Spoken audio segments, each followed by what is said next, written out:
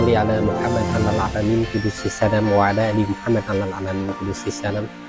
Pada satu kesempatan saat aku sedang menjalani proses persidangan pada tahap pemeriksaan setempat, yakni pada tanggal 11 November 2022, hari Jumat ya.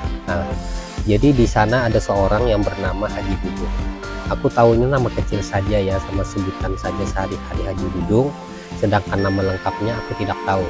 Tapi yang jelas dia adalah seorang lawyer atau advokat ya. Jadi yang mana posisi kedudukannya adalah sebagai advokat dari tergugat aku ya, karena aku sebagai penggugat. Jadi yang menarik untuk beliau aku komentari saat ini, yaitu pada saat kesan pertama aku mengenal beliau, aku sebelumnya itu tidak pernah kenal orang yang bernama Haji Dudung. Tapi pada persidangan di suatu kesempatan bertemu di pengadilan, jadi orang ini langsung menyapa aku, Zainal Abidin. Dia menyebut nama aku. Jadi rupanya mungkin orang ini ditunjukkan seseorang bahwa penggugat adalah aku, Zainal Abidin. Yang mana kemudian 1 minggu setelah itu baru aku tahu orang yang menyapa aku itu adalah Haji Dudung ya. Jadi yang mana ambil bagian dalam persidangan di perkara nomor 50 tahun 2022 selaku salah satu advokat dari tergugat aku, yakni Kadri ya. Nah, jadi pertemuan dengan beliau ini kemudian banyak hal-hal baru yang aku alami. Alhamdulillah qadarullah, atas kehendak Allah akhirnya tercapailah perdamaian. Jadi di dalam persidangan ini pun bukan atas kehendak aku ya, tapi karena satu keadaan tertentu yang mendesak aku sehingga aku harus melakukan action ya, yaitu melakukan suatu upaya hukum karena aku telah dilaporkan oleh tergugat aku yang bernama Kadri. Aku dilaporkan penggelapan ya, jadi dikenakan pasal yang cukup pahit karena itu bisa berakibat kepada aku, sehingga aku lakukan upaya hukum yaitu menggugat perdata kepadanya dengan satu tuntutan yang mana pada saat itu aku daftarkan dengan nomor perkara 126. Kemudian aku cabut karena tidak terlibat BPN dan pemerintah. Kemudian dalam gugatan nomor 50 aku libatkan turut tergugat 1 adalah BPN, turut tergugat 2 adalah asisten 2 Sendako pemerintah Kota Banjarmasin. Nah, jadi Haji Dudung ini luar biasa ya. Jadi aku mengamati, alhamdulillah penampilannya sangat sederhana, bicaranya santun, sopan, halus ya, tidak menggebu-gebu, santai ya, tidak seperti aku orang koleris. Yang jelas kami berbeda di dalam karakter ya. Kalau aku koleris, beliau mungkin karakternya itu mengarah kepada sanguinis dan pragmatis gitu ya. Orang seperti dia ini punya analisis yang sangat bagus ya, cepat, akurat, cermat, pengacara cerdas ya. Sama seperti aku lihat di YouTube seperti Kamarudin, pengacara keluarga Brigadir Joshua ya, atau pengacara Ghazinuddin.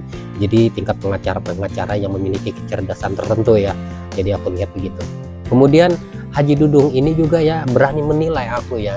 Dia itu orangnya adalah inisiator ya. Jadi dia memiliki sifat inisiatif.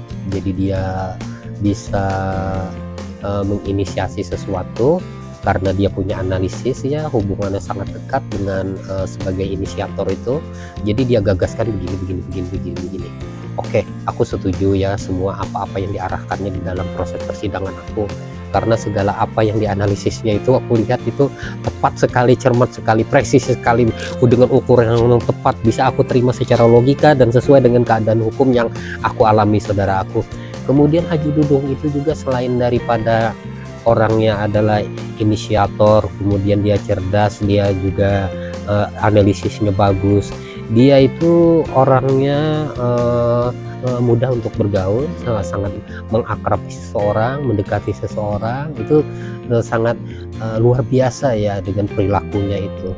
Jadi banyak hal yang dapat aku lihat kelebihan orang ini, yang mana bisa aku terapkan, aku duplikasi untuk dimana aku butuhkan nanti dalam pengalaman ini ke depannya. Jadi bagaimana itu aku pelajari daripada karakter orang ini, aku ambil sisi baik-baik dari orang ini ya. Jadi luar biasa Haji Dudung. Nah, saudaraku, waktu itu perkenalan itu tidak lama ya. Jadi paling berkisar aku mengenal beliau ini sekitar kurang lebih 3 bulan ya. Jadi pada saat proses persidangan itu masuk ke tahap pembuktian ya. Jadi pada saat pembuktian aku tunjukkan bukti-bukti aku begini-begini, kemudian dia analisis begini-begini, ada masukan begini-begini, terus aku terima masukan itu, aku masukkan. Ya sempat rasanya tidak mempengaruhi dalam satu jawaban aku ya kepada gugatan intervensi ya. Nah, jadi pada saat kami di dalam mau mengajukan bukti, di situ lebih erat, lebih dekat ya dengan beliau ini. Jadi makanya aku sendiri karena sangat singkat ya mengenal beliau ini memang orangnya sudah terkenal ya, karena aku sendiri saja yang tidak mengenal ya. Maklum aku bukan seorang lawyer, aku cuma seorang biasa ya, advokasi untuk diri aku sendiri, sehingga tidak seperti yang pengacara-pengacara yang sudah yang mana mereka jam terbang sudah banyak ya di beberapa pengadilan, jadi mengenal sekali dengan Haji Dudung. Kalau aku tidak banyak mengenal, sehingga nama kecil saja yang aku tahu Haji Dudung, begitu saja ya, nama lengkapnya aku tidak tahu ya.